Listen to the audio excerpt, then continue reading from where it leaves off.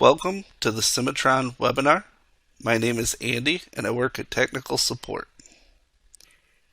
Today we will be covering the shank and holder dialog settings implemented in version 15. As we move through the presentation, please put any questions into the chat area, and at the end of the presentation we will do our best to answer all of them. Before version 15, the old dialog you see on the right here was what we had to work with. It was often confusing to set up, and it offered no visual aids as to what was happening. So often we couldn't get a tool in where we needed to, or it was just too hard to understand what was actually happening.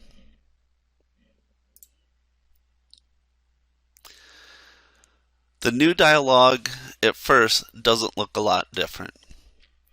What we want to emphasize here is the most common setting you want to use is simply setting the shank and holder to use. It's the easiest to set up, there's nothing to modify, and it gives you a safe and fast result. There are times where changing those settings can make it faster to calculate and use, but on average, the best option is to leave this on use. Now, another option you have is ignore, which is just not recommended, but in some cases it does apply. The last option, which is what we're really covering today, is advanced. When you feel the need, or there is an application where the tool simply isn't going to get where you need it to, or maybe you need the minimum length of the tool, we need to switch the shank and holder settings to advanced. This is particularly helpful for tool clearance when it's a tight fit, or maybe the Z is too close. Let's take a little more look at this. Something we'll want to keep in mind today is the options are procedure dependent. Some sliders, depending on the procedure in, may or may not be available.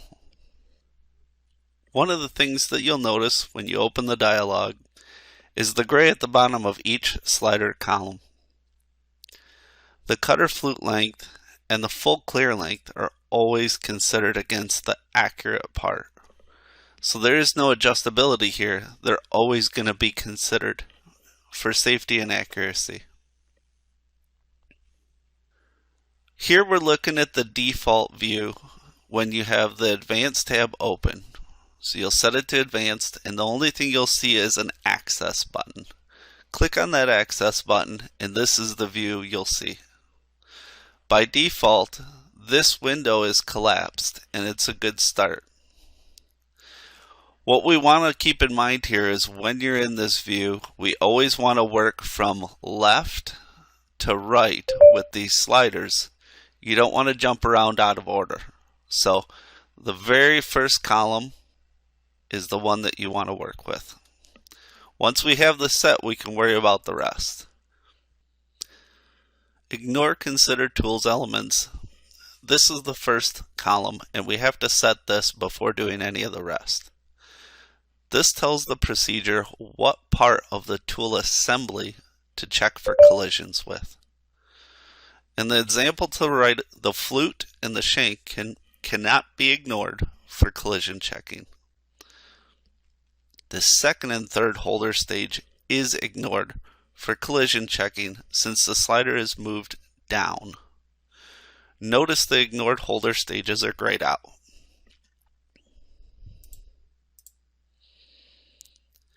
Now in the second column, since we've set the first, I've slid the first column all the way back up so we can consider all elements here. The second column is where we tell it what part of the tool assembly is going to be looking at the part and what is going to be looking at just the stock. In the example to the right, the first stage, the bottom of the holder, is checking against the part surfaces only. So if we look in the second column, if we see blue, it means that we'll not be looking at the stock model. If we look up top where the orange is, that will be checking against the part surfaces and the stock. So as we slide that up and down, orange is checking against part and stock. Blue is checking against part surfaces only.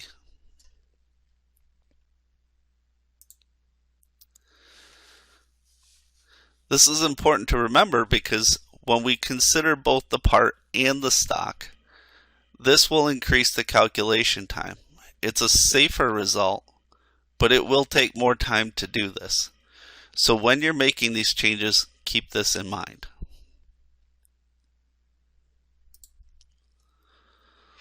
The last column we have is the grid mesh representation. Grid equals less accuracy but faster calculation. Mesh equals higher accuracy but slower calculation. This is important to remember on a file. If you have a large core or something like it and there is a ton of motions, if you crank this up too high, especially against the holder and the shank, this could cost you a lot of time in calculation. By having the option to slide this up and down and affect what part of the tool assembly is seeing the grid versus the mesh, we can find a happy medium, a good compromise for our calculation, but also get an accurate, safe result. So let's dive in and take a look at this new shank and holder dialog. Here we have a toolpath that's a guided cleanup. I run the navigator, place the tool, and we do a side view here. We can see that this tool is actually long enough to reach down into the groove that we're trying to machine, but we did not get motions all the way around. So with a little quick check here, we can turn on the stock, and now when we run the navigator again and just quickly place the tool down here and do a side view again, we can see that distance we thought we had is cut in half because of the additional stock that's still on the part. So this is a good scenario where using some advanced settings with the holder could be very beneficial. If we edit the procedure, we go down to shank and holder, switch this to advanced. We have an access button here that gets us into the new dialog. Now just like we said, we're going to work left to right. We're going to have all of the tool elements considered here. It's not going to hurt. The next thing to figure out is we know that this second column, if we see orange, it's considering both the part and the stock when checking for collision. So what we're going to do is come down here, go ahead and slide this up, and for the first stage of the holder and for the extension on the tool, we're going to check against the part surfaces only and not the stock. This is just one way to do this. We'll green check. We'll go ahead and calculate.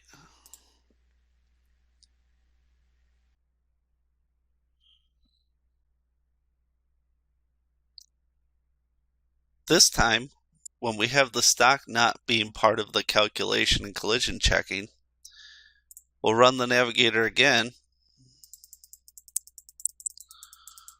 and we can see when we look around here, we have toolpath motions all the way around the part.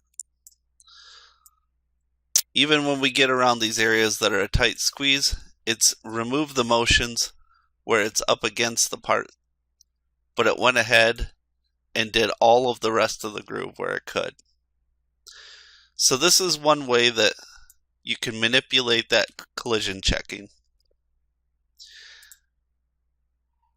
When we go back into Access and we look at some of the values that are in here, I'm going to go ahead and slide this back so we have our holder checking again.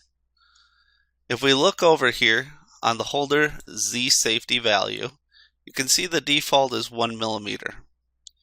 Generally speaking, we can change these values. They're within your control. It is best to leave them be. Make your changes over here. If you absolutely need to, go ahead and change this, but it shouldn't be your first resort. By default, this pane will be collapsed. All you're going to see are these options here, and this is going to allow you to do the vast majority of anything you're going to need. Now when you get over into here, one other button that's useful, calculate minimum length up to, and in this case we have holder 1, because looking at the tip here, we have our cutter extension, and then we have the holder. This is holder 1 right here. Now when we say calculate minimum length, below that you can see we have an additional setting. What do we do with the motions that it finds at our collision? We can remove them, we can create them as a holder prevent motion, or we can create as a regular motion. When you choose regular motion, nothing changes with the toolpath. You'll get a value, a number that outputs, and then the collisions will be allowed to happen. The idea is you'll go back and manually clear that tool. It's not the safest option. If you're in the habit of doing it, that's fine. Generally speaking, I'm going to recommend staying with remove. If you have a collision, it'll take those motions out of the toolpath. So if you choose to use this, what happens is you're going to green check, you're going to save and calculate, and then you're going to go up to View, Pane, Output Pane. Now, in the very bottom, you'll have a number. So if we look, now that this is done, it says the minimum clear length of the cutter up to including holder stage 1 is 24 millimeters. You can leave this open or close it, but now if I go to my cutter and I look, if I add up the lengths of my tool and the shank, they're not quite 24 millimeter. So we need to increase that slightly, or I have to use the advanced settings to change what it's checking to get the tool motions I need. So just an example of some other options you have in that dialog and how to interact with it.